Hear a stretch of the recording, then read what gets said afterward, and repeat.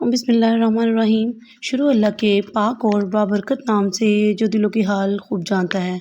अस्सलाम वालेकुम, वेलकम करती हूँ सबका फ़ातिमाज़ मेन्यू में। उम्मीद करती हूँ सब खैरियत से होंगे।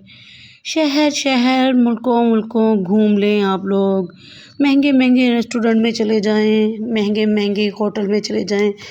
ये रेसिपी ये जायका आपको कहीं नहीं मिलेगा। ये अगर मिलेगा तो फ़ातिमाज़ मेन्यू पर मिलेगा। आज आपके लिए बहुत ज़बरदस्त रेसिपी है। इंशाअल्लाह ना तो करेलों की स्टफ़िंग निकलेगी, ना हम इस पे टूथपिक लगाएंगे, ना धागा लपेटेंगे और ना ही कोई दूसरा झंझट। तो चलिए रेसिपी को हम स्टार्ट करते हैं। बिस्मिल्लाहिर्रहमानिर्रहीम। तो मैंने यहाँ पे आधा किलो करेले ले लिए हैं और ये अब चेक करें कि ये करेले मैंने छोटे साइज़ में लिए हैं, ये बड़े करेले नहीं हैं। और मैंने क्या किया है, इनकी स्किन मैंने अच्छे से रिमूव कर दी है और इन पे मैंने एक लगाया स्लिट और इसको मैंने बिल्कुल एम्प्टी कर दिया। इसके बीज वगैरह मैंने सब निकाल दिए और इसी तरह से ये सारे करेले बना के मैंने रेडी कर लिए। और नेक्स्ट मैं इसमें ऐड कर रही हूँ 1 टेबल स्पून के बराबर नमक और इन्हें मैं आहिस्ता आहिस्ता से एक एक करके ऐसे मसलूँगी। हो सके तो थोड़ा सा नमक अंदर डाल के अंदर से भी इसे अच्छे से मसाज कर दें। और माशाल्लाह से यहाँ पे मैंने सभी करेलों को अच्छे से मसाज दे दी है। और तो ये है हमारा स्पेशल सीक्रेट मसाला। इसे हमने किस तरह से बनाया है ये मैं आपको आगे चलकर बताऊंगी, तो आप लोगों ने वीडियो को बिल्कुल मिस नहीं करना। यहाँ पे मैं इसका फ्लेवर और बढ़ाने के लिए इसमें एक नेशनल अचार गोश्त का पैकेट ऐड कर रही हूँ। और ये ना भी अगर आप ऐड करें तब भी ये बहुत ज़बरदस्त मसाला है। और यहाँ पे हमने कढ़ाई रख ली है, इसमें मैं ऐड कर दूँगी 1 कप से थोड़ा सा ज़्यादा कुकिंग ऑयल। और ऑयल हमारा जैसे ही गर्म हो जाएगा मैं इसमें ऐड कर दूँगी करेले, जिनको मैंने नमक लगा के रखा था और 1 घंटे बाद मैंने इसे अच्छे से धोकर डाल दिया था खुश्क होने के लिए और ये अच्छे से खुश्क हो चुके हैं। इसे मैं चलाते हुए पकाऊंगी ताकि हमारे सभी करेलों पर इक्वली कलर आ जाए और ये अच्छे से फ्राई हो जाएं। इनको हमने जलाना नहीं है, बस इनका गोल्डन सा कलर आ गया है। अब मैं स्पाइडर स्ट्रेनर की हेल्प से इन्हें निकाल लूँगी और इन्हें अच्छे से निचोड़ के निकालें ताकि जितना भी इनके अंदर ऑयल गया है सारे का सारा ऑयल निकल जाए। सारा ऑयल मैंने यहाँ पे निकाल लिया है। बस मैंने यहाँ पे 2 बड़े चम्मच के बराबर ऑयल छोड़ा है और अब इस ऑयल में मैं ऐड कर दूँगी 3 मीडियम साइज़ के प्याज, जिनको मैंने बिल्कुल बारीक बारीक सा चॉप किया हुआ है। और इन प्याज़ों को हमने क्या करना है, कलर हमने इसका चेंज बिल्कुल भी नहीं करना, इसको हल्का सा ट्रांसपेरेंट होने देंगे। और माशाल्लाह से प्याज हमारे ट्रांसपेरेंट हो चुके हैं। इसमें मैं ऐड कर दूँगी 3 मीडियम साइज़ के टमाटर, उनको भी मैंने सेम तरीके से चॉप किया हुआ है। इसे भी 1-2 मिनट तक हम कुक करेंगे। और इसमें मैं नमक ऐड कर दूँगी 1/2 टीस्पून से भी थोड़ा सा ये कम ही है। नमक हमने पहले मसाले में भी ऐड किया है, इसलिए नमक मिर्च को आप अपने हिसाब से सेट किया करें। और यहाँ पे 1 से 2 मिनट हो चुके हैं मज़ीद। और जी इसकी आप कंडीशन चेक कीजिए। अब मैं इस पॉइंट पे इसमें ऐड कर दूँगी अपना सीक्रेट स्पेशल मसाला। जो मसाला हमने रेडी किया है उसे मैं हाफ़ ऐड कर दूँगी इसमें और हाफ़ मैं बचा के रखूँगी, वो हम आगे चल के यूज़ करेंगे। इस मसाले में पानी आपने एक कतरा भी यूज़ नहीं करना। ये मसाला जो हम रेडी कर रहे हैं इसे हमने करेलों के अंदर भरना है। अगर आप लोगों ने इसमें एक कतरा भी पानी का ऐड कर दिया तो स्टफ़िंग आपकी नहीं टिकेगी, वो निकलेगी ही निकलेगी। तो यहाँ पे आप मसाले की कंडीशन चेक कीजिए। जैसे ही मैं इसे चला रही हूँ तो ये एक जगह पे इकट्ठा होना स्टार्ट हो गया है, मीन्स कि हमारा मसाला रेडी है। इसे ठंडा होने के लिए साइड करते हैं। एक और कढ़ाई मैंने यहाँ पे रख ली है और अब इसमें मैं वही ऑयल ऐड करूँगी जो हमने पहले निकाल लिया था। ये 1/2 कप से थोड़ा सा ज़्यादा है। और जी अब हम इसमें मज़ीद ऐड करेंगे 2 मीडियम साइज़ के प्याज, जिन्हें मैंने जूलियन कट काटा हुआ है। इन्हें भी हमने कोई कलर शलर नहीं देना, बल्कि इनको भी हमने सॉफ्ट ही करना है। और ये माशाल्लाह से हमारे प्याज सॉफ्ट हो चुके। अब मैं इस पॉइंट पर इसमें ऐड कर दूंगी 2 बड़े साइज़ के टमाटर, जिनको मैंने चॉप किया हुआ है। और टमाटरों को हम हल्का सा मिक्स करेंगे 1 आध मिनट में ही। और ये माशाल्लाह से अब मैं इसमें नेक्स्ट चीज़ जो ऐड करने लगी हूँ वो भी आप देख लें।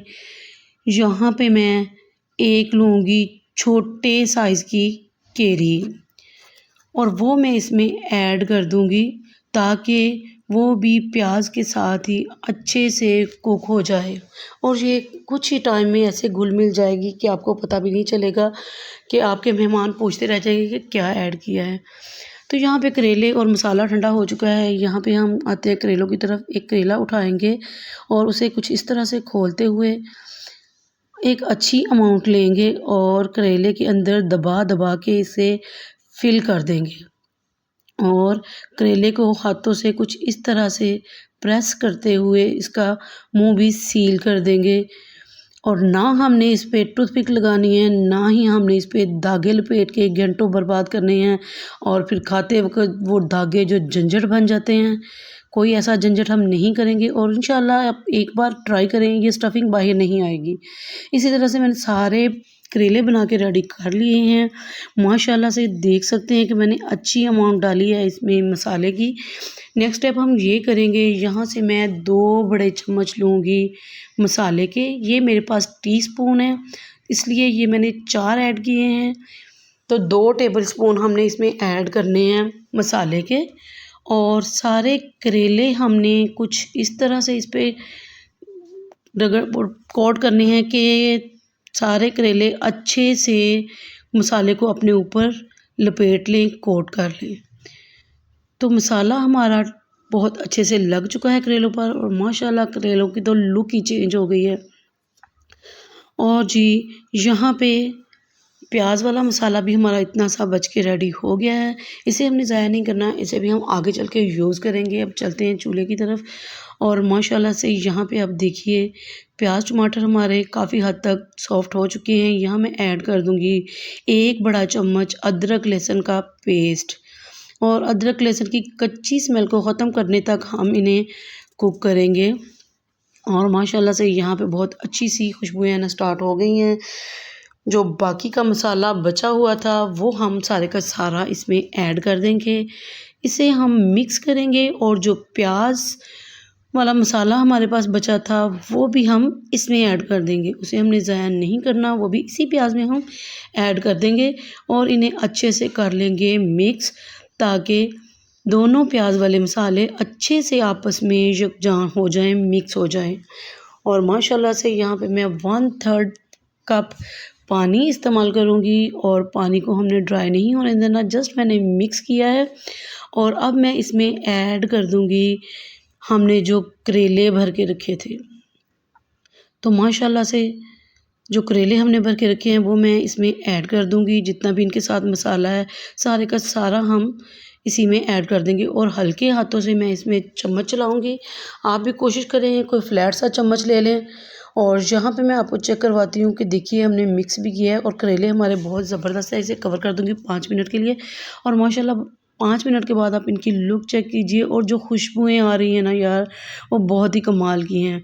और यहाँ पे आप करेले चेक करें किस कदर स्टफ्ड हैं अभी भी। तो चलिए ये रेडी हैं, इन्हें हम करते हैं डिश आउट। बिस्मिल्लाहिर्रहमानिर्रहीम। तो देखिए क्या ही खुशबुएँ हैं, माशाल्लाह से पूरा घर खुशबुओं से महक उठा है। और जो खुशबुएँ आ रही हैं कि बहुत ही कमाल हो गया है। किस तरह ये गर्मा गर्म धुएँ उड़ाती हुई रेसिपी एक बार आप बना लें तो अपने ख़ानदान की मलका बन जाएंगी। और जो मसाला हमने रेडी किया था वो मैंने बनाना बताया है आपको अपनी भिंडियों वाली रेसिपी में।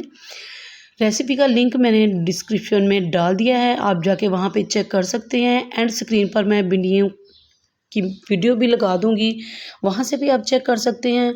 मसाला अगर मैं बनाना स्टार्ट करती फिर से तो वीडियो बहुत लंबी हो जाती। सो मैंने ये भिंडियों वाला मसाला, भिंडियों वाली रेसिपी में बनाना सिखाया है, तो जल्दी से जाके उस वीडियो को भी देखिए और इस मज़ेदार से मसाले से एंजॉय कीजिए, मज़े लीजिए इस मसाले के।